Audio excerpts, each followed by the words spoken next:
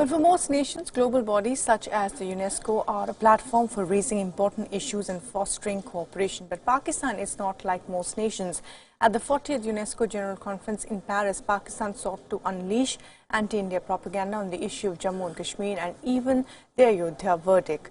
Ananya Garwal, who was leading the Indian delegation, did not mince her words when India exercised its right to reply, saying that Pakistan is a nearly failed state with a deep-rooted DNA of terrorism. I take the floor once again to condemn and reject the fabricated falsehoods peddled by Pakistan in a statement and reiterate India's sovereignty and territorial integrity over the Union territories of Jammu and Kashmir and Ladakh. Pakistan's tiresome tale is a fake attempt overflowing with hypocrisy to hide its own pathetic and pitiable record as a nation, including its own treatment of minorities, spread of hate speech, and glorification of terrorism. President, in 2018, Pakistan ranked 14th on the Fragile States Index. Pakistan's neurotic behavior has resulted in its decline to a nearly failed state with a weak economy, radicalized society, and deep-rooted DNA of terrorism. We condemn Pakistan's disappointing misuse of UNESCO to spew venom against India and politicize UNESCO. We sincerely hope that UNESCO membership would come together to reject such a gross misuse of the UNESCO platform. Earlier, Pakistan had used the platform to launch anti-India rhetoric. Pakistan's Federal Minister Shafqat Mahmood raised the issue of Jammu and Kashmir and urged UNESCO to act on what is India's internal matter. He referred to the recently issued court verdict on Ayodhya, saying that it was not in line with UNESCO's values of religious freedom and protection of cultural sites.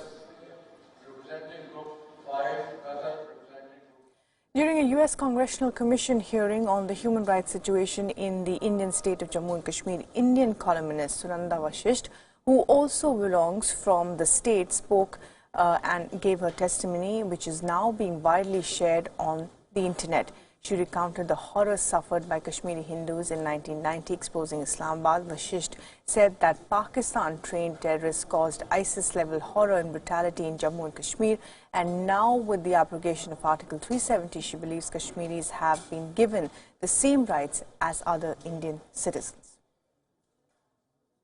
Of the Tom Lantos Commission, I speak before you the last words of Daniel Pearl in my own words. My father is a Kashmiri Hindu, my mother is a Kashmiri Hindu, I am a Kashmiri Hindu, and our home and lives in Kashmir were destroyed by radical Islamic terrorism. As I begin to speak, I am choked. As I begin to speak, I'm choked by the thoughts of those voices I represent here, because their voices were extinguished in the most brutal fashion. I am a member of the minority Hindu community from Kashmir, victim of the worst ethnic cleansing witnessed in independent India. I speak here today because I am a survivor. An innocent young woman, a lab assistant in a school, wasn't as lucky as I was. She was abducted, blindfolded, gang raped, and cut into two halves on a mechanical saw while still alive. Her name was Girija Tikku. Her only crime, her faith. I am her voice today. I could go on and on. We have seen ISIS level of horror and brutality in Kashmir 30 years before the West was even introduced to the brutalities of radical Islamic terror.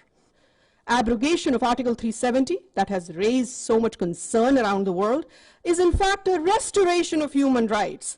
Indian Constitution, which is modeled on the US Constitution, is the most liberal document in the world. The Constitution was not applicable to J&K in totality as long as Article 370 was in force. After abrogation of Article 370, people of Jammu and Ladakh have been liberated from the tyranny of being half citizens in their own country.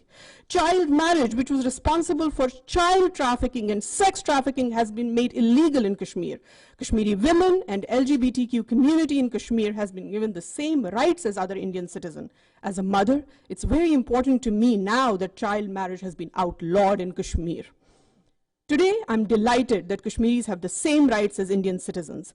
If something as serious as women's right to own property and granting of LGBTQ rights to choose, amongst many others, has been accomplished through abrogation of Article 370, then it's safe to assume that restoration of internet in few remaining districts of Kashmir is not too far away. I am a proud daughter of Kashmir. I am a proud legatee of India's composite civilization. Terrorism has uprooted me and snatched my home from me. I hope my human rights are restored too someday, and the human rights of